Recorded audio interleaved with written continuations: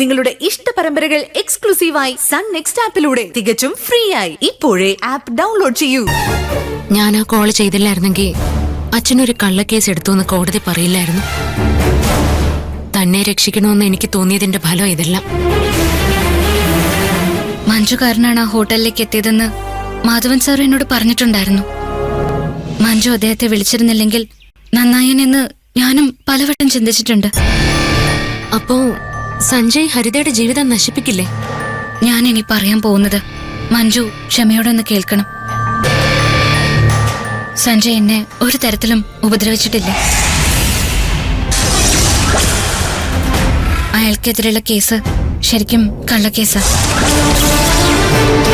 എന്റെ അച്ഛൻ ഒരിക്കലും കള്ളക്കേസ് ഫയൽ ചെയ്യില്ല. ശരിയാണ്. മാധവൻ സാർ എപ്പോഴും ന്യായത്തിന്റെ ഭാഗത്തേ നിൽക്കുള്ളൂ. ഈ വിഷയത്തില് അദ്ദേഹത്തിന്റെ ഭാഗത്ത് ഒരു തെറ്റുമില്ല. എല്ലാ തെറ്റും ചെയ്തത് ഞാനാ. എനിക്ക് മനസ്സിലായില്ല. ഒരുപാട് ബുദ്ധിമുട്ടുള്ള കുടുംബത്തിൽ നിന്നാ ഞാൻ വരുന്നത്. എന്ത് വില കൊടുത്തും ഒരു ജോലി വേണമെന്നായിരുന്നു എന്റെ ലക്ഷ്യം. അങ്ങനെയാ ഞാൻ സഞ്ജയുടെ അടുത്ത് ഇന്റർവ്യൂവിന് വേണ്ടി ചെന്നത്. പക്ഷേ ഇന്റർവ്യൂവിന് ശേഷം ഞാൻ ജോലിക്ക് അർഹയല്ലെന്ന് സഞ്ജയ് പറഞ്ഞു. ജോലിക്ക് വേണ്ടി എന്ത് വിട്ടുവീഴ്ചയ്ക്കും തയ്യാറാണെന്ന് ഞാൻ അയാളോട് പറഞ്ഞു. സഞ്ജയ് ദേഷ്യത്തിൽ എന്നോട് മുറിയിൽ ഇറങ്ങിപ്പോവാൻ പറഞ്ഞു. അപ്പോഴാ മാധവൻ സാറ് റൂമിലേക്ക് കയറി വന്നത്. സഞ്ജയുമായുള്ള അദ്ദേഹത്തിന്റെ സംസാരത്തിൽ നിന്നും അവന് നാട്ടിലൊരു മോശക്കാരനായ പ്രതിച്ഛായയാണെന്ന് എനിക്ക് മനസ്സിലായി. ജോലി കിട്ടാത്തതിന്റെ ദേഷ്യവും എന്റെ വീട്ടിലെ അവസ്ഥയൊക്കെ എന്നെ വല്ലാതെ ബാധിച്ചു. സഞ്ജയ് എന്നെ പീഡിപ്പിക്കാൻ ശ്രമിച്ചുവെന്ന് ഞാൻ മാധവൻ സാറിനോട് കള്ളം പറഞ്ഞു.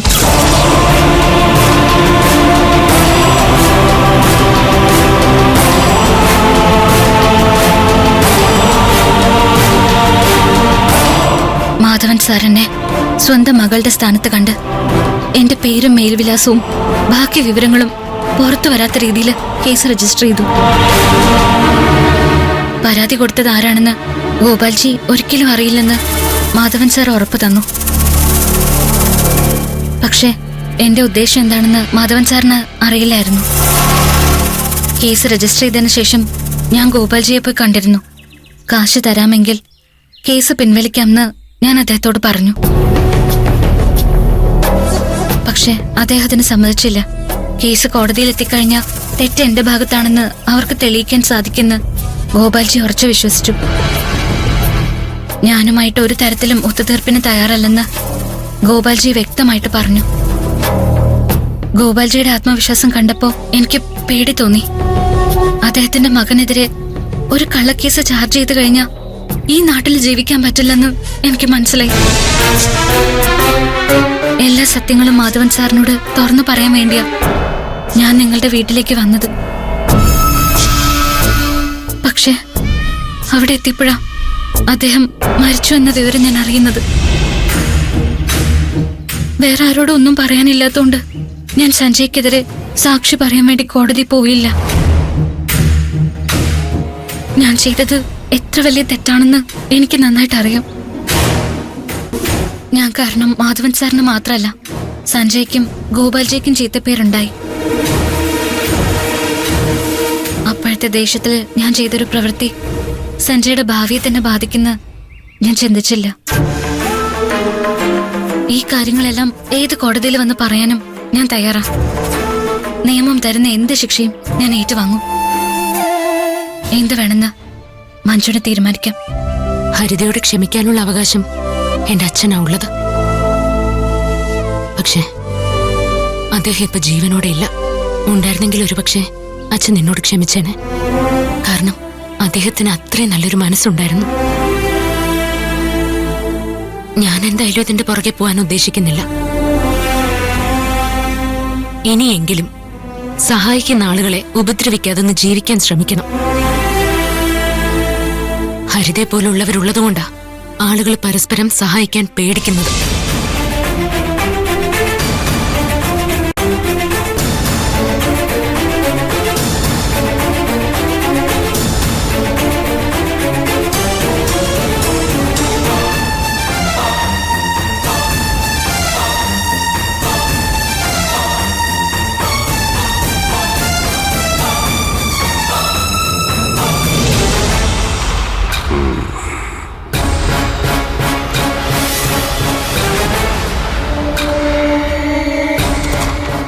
അവള് വരേണ്ട സമയം ആയാലോടാ മോനെ.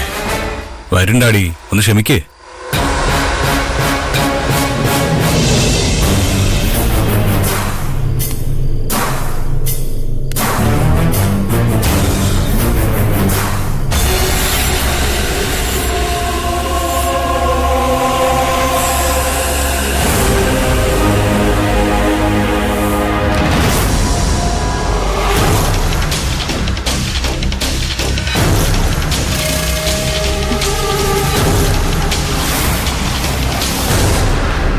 ആഹാ, എത്തിയല്ലോ.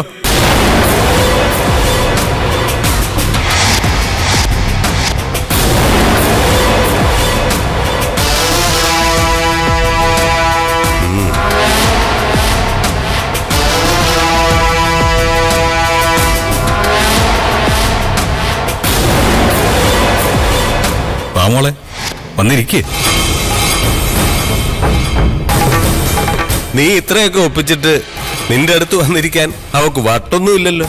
ആ, അതും ശരിയാ. നിങ്ങൾ പറഞ്ഞതുപോലെ ഞാൻ എല്ലാം ചെയ്തിട്ടുണ്ട്. ഇനിയെങ്കിലും എന്റെ അമ്മയൊന്ന് വെറുതെ വിട്. നീ പറഞ്ഞത് മഞ്ജു വിശ്വസിച്ചോ? അതെനിക്കെങ്ങനെ അറിയാം?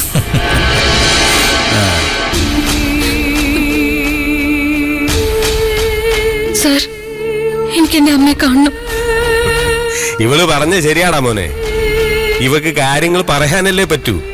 വിശ്വസിക്കണോ വേണ്ടയോ എന്ന് തീരുമാനിക്കുന്നത് മഞ്ജു അല്ലേ? അതെ, ഒരു കാര്യം ചെയ്യാൻ ഡാഡി. മഞ്ജു ഇവള് പറഞ്ഞ കഥ വിശ്വസിച്ചു എന്ന് നമുക്ക് തോന്നുന്നത് വരെ ഹരിതയുടെ അമ്മ നമ്മുടെ കസ്റ്റഡിയിൽ ഇരിക്കട്ടെ. നിങ്ങൾ എന്തിനാ വാക്ക് മാറ്റുന്നത്? ഞാൻ മഞ്ജുവിനെ കണ്ട് നിങ്ങൾ പറഞ്ഞതുപോലെ എല്ലാം പറഞ്ഞിട്ടുണ്ട്. ഞങ്ങൾ ആവശ്യപ്പെട്ടത് മഞ്ജുവിനെ കാര്യങ്ങൾ പറഞ്ഞ് വിശ്വസിപ്പിക്കണമെന്നാണ്. അതിന് നിന്നെ കൊണ്ട് പറ്റിയില്ലെങ്കിൽ നിന്റെ അമ്മയെ ഞങ്ങൾ എങ്ങനെ വിട്ടുവരും? പ്ലീസ്, എന്റെ അമ്മ ഒരു രോഗിയാ. അത് ഞങ്ങൾക്ക് നന്നായിട്ട് അറിയാമല്ലോ. മോൾ ഒന്നുകൊണ്ടും പേടിക്കണ്ട. അമ്മ ഞങ്ങളുടെ ഗസ്റ്റായിട്ട് ആശുപത്രി കഴിഞ്ഞോളൂ. അമ്മയുടെ ചികിത്സയ്ക്ക് ഒരു കുറവും വരത്തില്ല. മോക്ക് എപ്പോ വേണമെങ്കിലും അമ്മയെ പോയി കാണാം, സംസാരിക്കാം. ഒന്നിന് ഞങ്ങളൊരു തടസ്സം ഉണ്ടാക്കത്തില്ല. ഈ കല്യാണം നടക്കുന്നവരെ അമ്മയുടെ ചികിത്സാ ചെലവ് ലാഭമായെന്ന് കരുതിയാ മതി. പിന്നെ ഓവർ സ്മാർട്ട് കളിച്ച് പോലീസിനെ മറ്റോ കൊണ്ടുവന്ന് അമ്മയെ രക്ഷിക്കാന്ന് വിചാരിക്കരുത്. ഞങ്ങളുടെ റൂൾസിനനുസരിച്ച് മോള് കളിക്കുന്നിടത്തോളം കാലം ഞങ്ങൾ ഡീസന്റ് ആയിരിക്കും. റൂൾസ് തെറ്റിച്ച ആ തള്ളയുടെ ഓക്സിജൻ മാസ്ക് ഒന്ന് മാറ്റിയിട്ടാ മാത്രം മതി. കാര്യം തീർന്നു. പ്ലീസ്, എനിക്ക് എന്റെ അമ്മ അല്ലാതെ വേറെ ആരുമില്ല. അമ്മയ്ക്ക് തീരെ വയ്യ. നിങ്ങൾ പറഞ്ഞതെല്ലാം ഞാൻ ചെയ്തല്ലോ. എന്റെ അമ്മയൊന്ന് വെറുതെ വിട് പ്ലീസ്.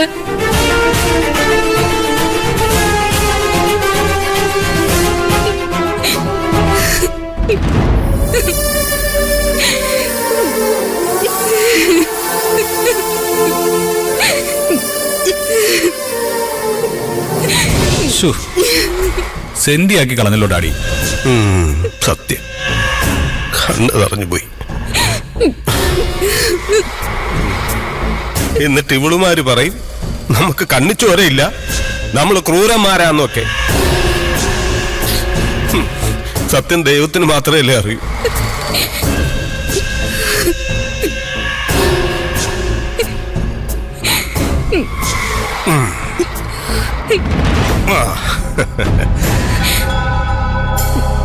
എന്തായാലും മോള് ഞങ്ങൾ പറഞ്ഞ പോലെ തന്നെ ചെയ്തല്ലോ. മഞ്ജു നിന്നെ വിശ്വസിച്ചോ ഇല്ലയോ എന്നൊന്നും ഞങ്ങൾ നോക്കുന്നില്ല. ഞങ്ങളായിട്ട് മോളുടെ അമ്മയെ ഒന്നും ചെയ്യത്തുമില്ല. ആശുപത്രിയിൽ നിന്ന് എന്റെ ആളുകളോട് ഇങ്ങ് ഇറങ്ങിക്കോളാൻ ഞാൻ പറഞ്ഞോളാം. പക്ഷെ കല്യാണം കഴിയുന്നിടം വരെ മഞ്ജു ഈ സത്യമൊന്നും അറിയരുത്. അങ്ങനെ എങ്ങാനും സംഭവിച്ചാൽ നിങ്ങളെയൊക്കെ തേടിപ്പിടിച്ച് വെട്ടിഞ്ഞുറുക്കാൻ ഞങ്ങൾക്കധികം സമയമൊന്നും വേണ്ടി വരില്ല. എന്നാ മോള് ചെല്ല്, നേരം കുറെ ആയില്ലേ.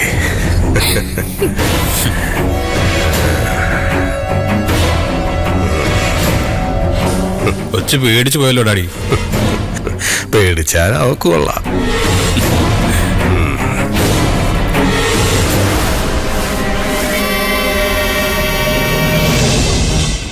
എന്നാലും അവൾ എത്ര വലിയ കള്ളിയാണല്ലേ.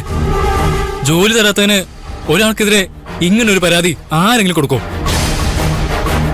അവളുടെ വാക്ക് വിശ്വസിച്ചത് കൊണ്ട് മാത്രം മാധവൻ സാറ് കോടതിയുടെ മുന്നിൽ തെറ്റുകാരനായി. ഇത്രയൊക്കെ വൃത്തികേടുകൾ കാണിച്ചാൽ ആർക്കായാലും കുറ്റബോധം ഉണ്ടാവും.